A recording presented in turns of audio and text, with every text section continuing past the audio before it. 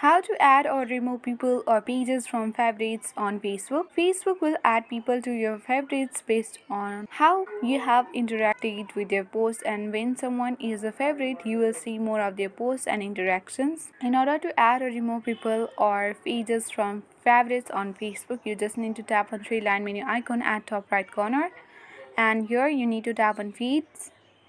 Now top, you can see the favorites, tap on it and tap on manage favorites.